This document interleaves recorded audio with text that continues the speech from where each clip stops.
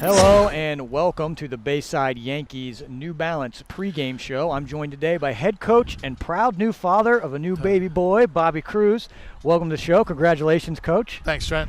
And after experiencing the highs of fatherhood, it must have been a little nerve-wracking on top of missing your first game in 14 years. So talk a little bit about what that experience was like for you. It was a busy weekend.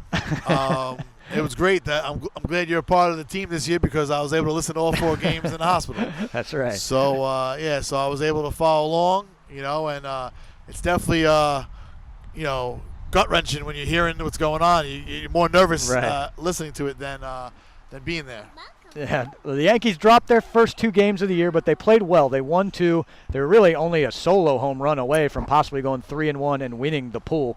Now, what do you tell your team after having dropped their first game of the year to get kind of back on track and refocus? Yeah, I think we played well. It was one game that we didn't play well. We had a couple errors. Our situational hitting was pretty poor for the weekend. But even like you said, even the game we lost, that was a good game.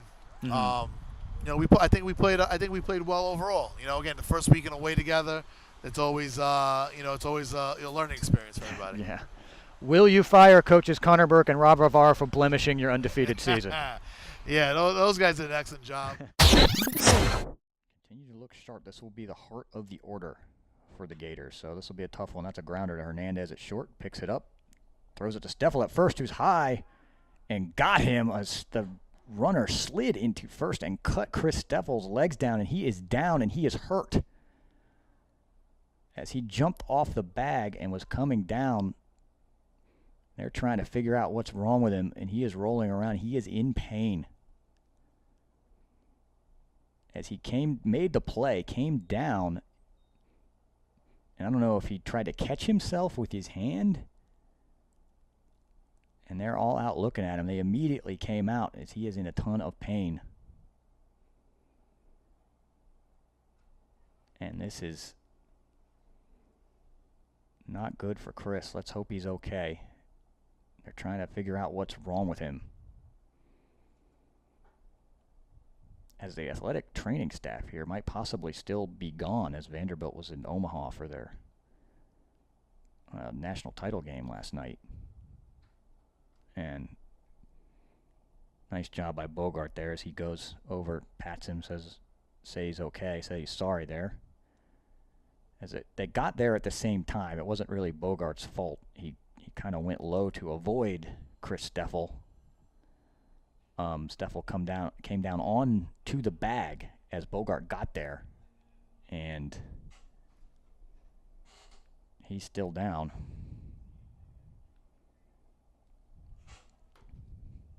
And let's hope that Chris Steffel's okay.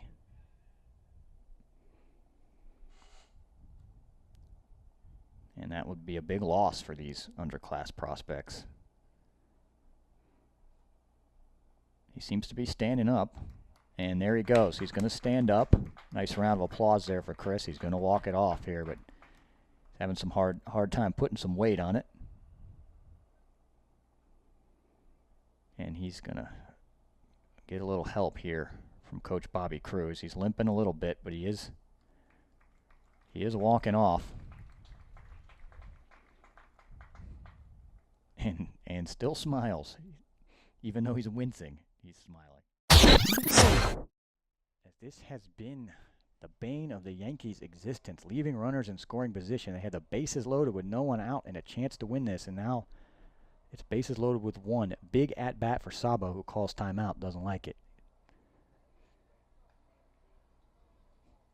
And this is the biggest at-bat of the season for Fletcher Sabo.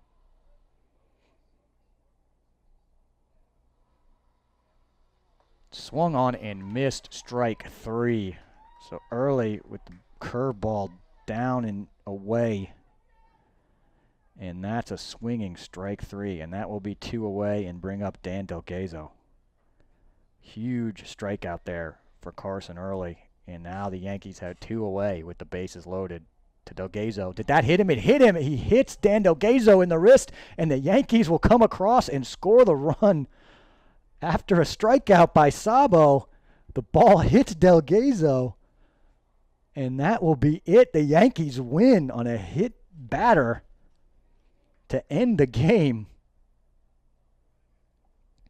And that's going to be all she wrote here. Again, the Yankees with a big win over Gator Ball Baseball Academy here in Nashville.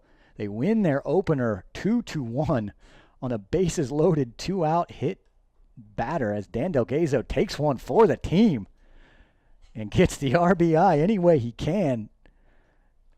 And that will be it. The Bayside Yankees win the game again 2-1 on what went from wow, they could be in trouble to wow, they just won. So win them any way you can. These Yankees are scrappy, and they got the win after a couple injuries in this game. But nice job there by the Bayside Yankees, and everybody stick around. We're going to be back with the New Balance player of the game right after this. On the Bayside. Hello, everyone, and welcome back to Bayside Yankees Baseball on BaysideYankees.com and the Bayside Yankees Radio Network, powered by the good folks at Teamline. I'm Trent Caldwell, and we are live here at Lipscomb University in Nashville from Ken Dugan Field at Stephen Lee Marsh Stadium, home of the Lipscomb Bisons, who play their baseball in the Atlantic Sun Conference. And this has been a house of horrors in the past for the Yankees. They've been soundly beaten the last two times they've played here and are looking to reverse the curse. And this is another great field and another great opportunity for these Yankees against a quality opponent as they get ready to face the Atlanta Blue Jays from Atlanta, Georgia. And the Yankees won their opener in thrilling fashion, squeaking out a 2-1 victory on a bottom of the seventh 2-out hit batter with the bases loaded to end the game. And that batter was Dan Delgado. Had a great game, but he was eclipsed by a great pitching effort from Justin Schachter. Pitched a 7-inning complete game, only giving up 1 run on 90 pitches, and he was spectacular in getting big outs all day long. However, he is not available today, and it's going to be up to Cortland Perry to try and figure out this loaded Blue Jays roster. The other story of the day is injuries, as we have learned that Chris Steffel, who was down on the ground in pain after a collision at first base, has been taken to the hospital for x-rays on his knee, and we're awaiting word on that. So best of luck to Chris, who should be joining us tonight. I believe they're negative. There's the early returns, the rumor mill, and he should be here, but probably has some severe ligament damage.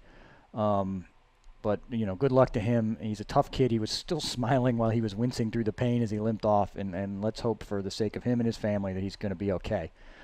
Tonight, though, the Yankees are going to be without their versatile power hitter and closer just in time to face an absolutely loaded Blue Jays squad. And these Blue Jays may have a home base in Atlanta, but they have players from all over the country that are going to present the toughest test yet for the Yankees. And it starts with today's lineup. It's going to look something like this for the Blue Jays.